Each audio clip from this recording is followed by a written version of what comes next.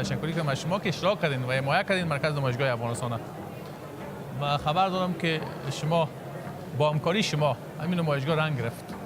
نمایشگاه هیپمن براتون بگویم که هدف عمده ما این است که چطور بتونیم اقتصاد افغانستان را کمک کنیم.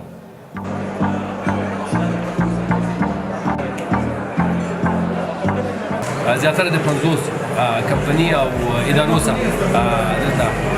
دغه ایگزیبیشن کې استازي راغلي دي، ډېر زره خلک راغلي دي. ډېر د افتخار ځای دی چې آسان خدمت چې یو دولتي اداره دی او د دولتي اداراتو د وصل کولو او د خدماتو د ارزښت کولو په لاره بهتري غواړي چې راوړي.